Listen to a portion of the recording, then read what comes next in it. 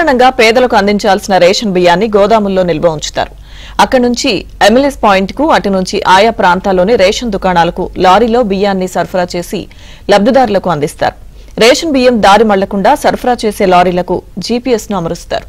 దీని ద్వారా లారీ ఎటువైపు వెళ్తుందన్నది తెలుసుకోవచ్చు.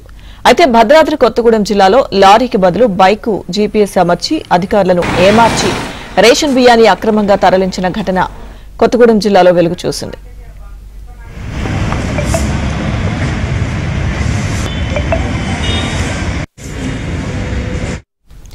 రేషన్ బియ్యం అక్రమ రవాణాపై అందిన సమాచారంతో విజిలెన్స్ అధికారులు పాల్వంచలోని ఎంఎల్ఎస్ పాయింట్ వద్ద నిఘా పెట్టారు. ఆ సమయంలో ద్విచక్ర వాహనంపై వచ్చిన ఓ యువకుడు స్టాక్ పాయింట్లోకి వెళ్లి కొన్ని పత్రాలు అందజేయగా వారు కొంత సమాచారం నమోదు చేసి తిరిగి అతడికి ఆ పత్రాలు అందించారు. దానిపై అనుమానం వచ్చిన విజిలెన్స్ అధికారులు ఎంఎల్ఎస్ పాయింట్ ప్రధాన గేటు వద్ద యువకుడిని ఆపి విచారించగా ఎంఎల్ఎస్ పాయింట్ సిబ్బందితో కలిసి మల్లారం వ్యవసాయ మార్కెట్ గోదాం నుంచి రావాల్సిన సన్న బియ్యాన్ని దారి మళ్లించినట్టు తెలిపాడు. బియ్యాన్ని సరఫరా చేసే లారీకి ఉండాల్సిన జీపీఎస్ ట్రాకింగ్ ను ద్విచక్ర వాహనానికి అమర్చి అక్రమ దందాకు పాల్పడినట్లు పేర్కొన్నాడు.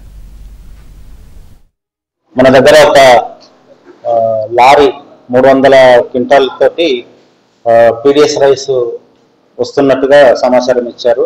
అది మల్లారం ఏఎంసీ గోడౌన్ నుంచి పాల్వంచ ఎంఎల్ఎస్ పాయింట్కి పోవాల్సింది ఉండే. ఇమీడియట్ గా మేము మా సిబ్బందిని అంతా కూడా అప్రమత్తం చేయడం జరిగింది. డిఎండిఎస్ఓ ఎన్ఫోర్స్మెంట్ డీటెయిల్ వాళ్ళంతా కూడా తనిఖీలు నిర్వహిస్తే ఇట్టి లారీ 300 క్వింటాళ్లతోటి బోర్గంపాడులో పట్టుకోవడం జరిగింది. తీరా ఇన్వెస్టిగేషన్ చేసిన తర్వాత ఏదైతే మాకు పాల్వంచలో ఎంఎల్ఎస్ పాయింట్ ఉందో ఆ పాయింట్లు దించవలసిన బియ్యాన్ని అక్కడ దించకుండా ఫేర్ ప్రైస్ షాప్ డీలర్లకి దించినట్టుగా చూపించారు.